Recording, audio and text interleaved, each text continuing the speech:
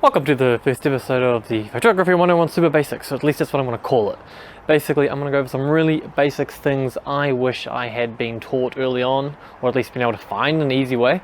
When you're just studying photography, you don't want someone to say, hey, you want this, you want that. You want to see what the difference is. You want to know that 18mm is that wide, or 250 is that wide. You want to see comparison photos that explain how far you are from the target, how wide the shot is.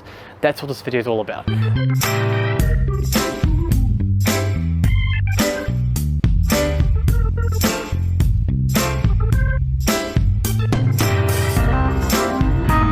There's going to be at least 2 more Photography Super Basics, Photography 101 Super Basic videos. They'll cover stuff like your ISO, aperture, when to use what. I'll put a description box explaining what the other ones coming are, but this is not a fixed length mini series. I know there'll be 3, but if I come across more subjects, I'll make that 4 or 5 as required. So stay tuned for more of these sorts of videos. Welcome back. I'm not closing my eyes because I'm tired. I just got the sun right in my face, which is about zero planning. So I've set up just some plants on a piece of board. I'm going to take a whole bunch of photos in a whole bunch of different circumstances. I'll explain each one when I take it, and then I'll give all the examples of how far away I am from the target with what range of lens, and then you guys can start to decide what lens you need for what use case. So this video is going to roll the entire time because that's what I do. Measuring tape. One thing that really annoyed me when I used to look up these types of videos was I'd go, here we're going to show you an example, here's a $7,000 camera to take these photos. I am not going to do that because I don't have a $7,000 camera. What I do have is my trusty 800D.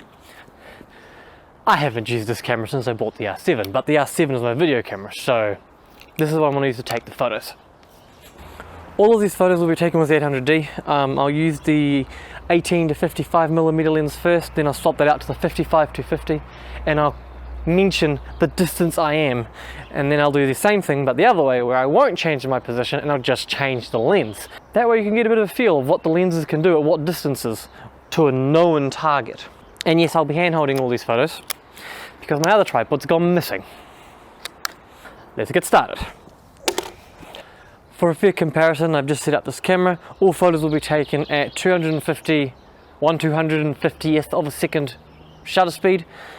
f8, let's make these lenses a little bit sharp, they're borderline kit lenses, and ISO 400. The sun's right on the target, so it's optimal circumstances, but I'm going to use the same settings for both to make the photos as consistent as possible.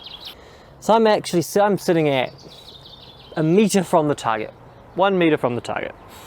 Now if we change it to 24 is another commonish resolution. 24 is a common focal length, that's what I'm trying to say. So now I'm sitting at about 1.20 meters. Now bring it to 35. Why am I standing so far back? I don't know, I'm awkward. Now I'm at 1.20 meters, so I'm at 1.60 meters. Start to add distance pretty quickly. Now I'm just going to go straight to 55. It's the longest focal range this lens can do. So now I'm at 220. So 220 is when this one caps out. Should get the same view. It's a different lens, but it's still the same 55. Should take the lens cap off. It will greatly help my ability to see through the lens. Yep, it's the same. I'm not going to take more photos. Won't make a difference. So we're going to go straight to 70. Chilling at 230, which puts me at 270. I'm going to go to 100mm. I see a lot of lenses, macro lenses at this range. I don't know if that's a good thing or a bad thing. I'm not a professional.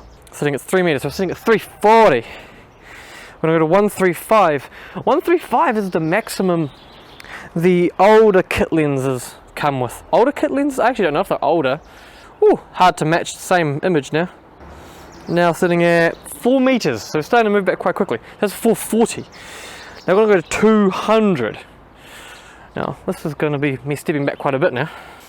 We're now sitting at 560, so we're at 6 meters now. Now we're going to go to 250. This is the longest lens I have that I can reasonably use. Actually no, this is the longest lens I have. Okay, and that was at a flat 8 meters. Okay, interesting. changes pretty quickly depending on what you're doing, so something to keep in mind. I'll put the photos up as we go and look at them all, but from barely a meter to 8 meters, I get the same general perspective. Of course, my target isn't flat, sure isn't flat, and my line is straight. That's it. Yeah, only because it's hanging, not because I made it straight. Now let's do the exact same thing, but instead of changing my position, I will stay still and take comparison photos.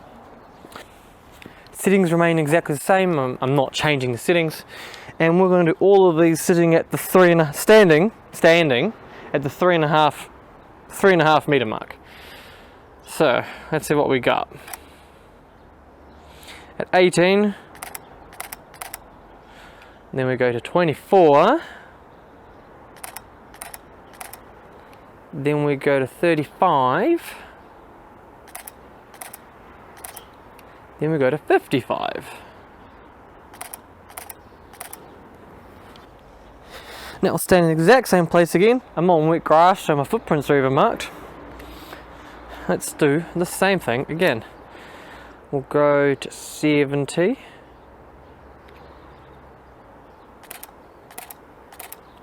We'll go to 100. We'll go to 135.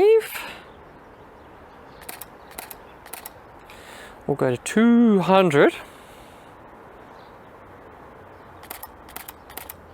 And then we'll go to 250.